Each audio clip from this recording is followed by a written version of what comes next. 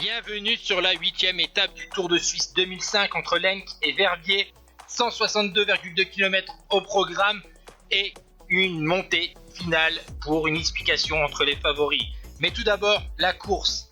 Eh bien, une échappée de 13 coureurs va partir après 8 km de course, va avoir plus de 10 minutes d'avance sur un peloton mené par les équipiers du maillot jaune.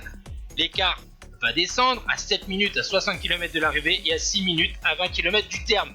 Donc, le bouquet de cette victoire va se jouer avec les baroudeurs. Il n'était plus que 6 à l'avant de la course, au pied de la montée de 8 km à 8% de moyenne. Et c'est surtout deux Espagnols qui vont prendre le meilleur sur leur compagnon d'échappée, Barredo et Lastras. Du côté du peloton, eh bien l'écart se réduit, moins de 3 minutes, mais toujours pas d'espoir de victoire. Et un seul favori qui va vraiment faire la différence dans cette montée finale. C'est un coureur de la formation Euskaltel, c'est Heitor González. Il va réaliser une fin de montée incroyable, tandis que devant Carlos Barredo, 25 ans, va être distancé par Pablo Lastras, vainqueur d'une étape du Giro en 2001 et de 2 étapes de la Volta en 2002. Et bien le coureur espagnol de 29 ans décroche maintenant une victoire sur le Tour de Suisse. Carlos Barredo de la Liberty Seguros prend donc la deuxième place devant Wegman et Heitor González. Et oui, quelle montée incroyable du leader de la formation Euskaltel-Euskadi.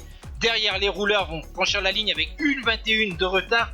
Et comme vous voyez sur ce classement, Heitor González a pris plus de 1 minute sur ses adversaires au classement général et va remonter donc à la 4e place à 36 secondes du maillot jaune. Michael Rogers, toujours Jan Ullrich 2e à 20 secondes.